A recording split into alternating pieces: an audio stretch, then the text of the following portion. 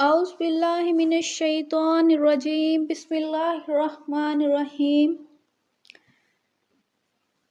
आज सूरह अज़-ज़ुख़्रुफ़ को पढ़ने का फ़ायदा, इसको पढ़ने की फ़ज़ीलत, इसे आप किस मकसद के लिए पढ़ सकते हैं, किसी ख़ास मकसद के लिए पढ़ना हो तो इसका क्या तरीक़ेकार है, वो सब आपके साथ आज की वीडियो में शेयर किया जाएगा। सबसे पहले सूरह अज़-ज़ुख़्रुफ़ का मुख़्तसर सा तारुफ़ आपके साथ शेयर करते चलें। उसके बाद इसके फ़ज़ाइल और फ़वाइद बयान किए जाएंगे। सूरह अज़-ज़ुख़्रुफ़ का मरकज़ी मौज़ू मुशरिकीन मक्का की तरदीद है, जिसमें इनके इस अक़ीदे का ख़ास तौर पर ज़िक्र फ़रमाया गया है जिसकी रूह से वो फ़रिश्तों को अल्लाह ताला की बेटियां कहते थे। नेज़ वो अपने दीन को सही करार देने के लिए ये दलील देते थे कि हमने अपने बाप दादाओं को इसी तरीके से पाया है। इसके जवाब में अव्वल तो ये हकीकत वाज़ेह की गई है कि क़िताए अक़ायद के मामले में बाप दादाओं की तक़लीद बिल्कुल गलत तर्ज़ अमल है, और फिर हज़रत इब्राहीम अलैहिस्सलाम का हवाला देकर फ़रमाया गया है कि अगर बाप दादाओं ही के पीछे चलना है तो हज़रत इब्राहीम अलैहिस्सलाम की पैरवी क्यों नहीं करते, जिन्होंने शिर्क से खुल्लम खुल्ला बेज़ारी का ऐलान फरमाया था। मुशरिकीन मक्का ने हज़रत मोहम्मद मुस्तफ़ा सल्लल्लाहु अलैहि वसल्लम पर जो एतराज़ात किए थे और जो एतराज़ात किया करते थे, इस सूरत में इनका भी जवाब दिया गया है। इनका एक एतराज़ ये था कि अल्लाह ताला को कोई पैगंबर भेजना ही था तो किसी दौलतमंद सरदार को इस मकसद के लिए क्यों नामज़द नहीं किया गया। अल्लाह ताला ने इस सूरत में ये वाज़ेह फरमाया है, मालो दौलत का इंसान के तकद्दुस और अल्लाह ताला के तकर्रुब से कोई ताल्लुक़ नहीं है।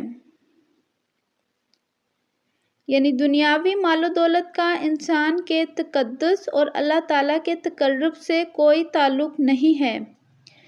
अल्लाह ताला काफिरों को भी सोना चांदी और दुनिया भर की दौलत दे सकता है, लेकिन इससे ये लाजिम नहीं आता कि वो अल्लाह ताला के मुकर्रब हैं, क्योंकि आखिरत की नेमतों के मुकाबले में इस मालो दौलत की कोई हैसियत नहीं है।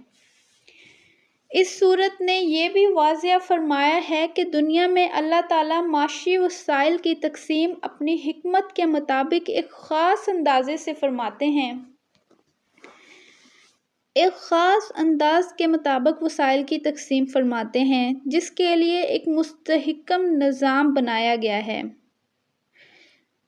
इसी सिलसिले में अल्लाह ताला ने हज़रत मूसा अलैहिस्सलाम और फ़िरौन का वाक़या भी इख्तिसार के साथ बयान फरमाया है, क्योंकि फ़िरौन को भी हज़रत मूसा अलैहिस्सलाम पर भी यही एतराज़ था कि वो दुनियावी मालो दौलत के एतबार से कोई बड़ी हैसियत नहीं रखते और फ़िरऔन के पास सब कुछ है, लेकिन अंजाम ये हुआ कि फ़िरऔन अपने कुफ्र की वजह से गरक हुआ और हज़रत मूसा गालिब आकर रहे।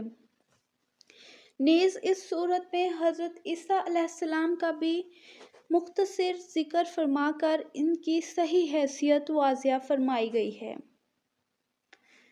ज़ुख़्रुफ़ अरबी ज़ुबान में सोने को कहते हैं और इस सूरत की आयत नंबर 35 में इसका ज़िक्र इस सियाक में किया गया है कि अगर अल्लाह ताला चाहे तो सारे काफिरों को सोने ही सोने से निहाल कर दे।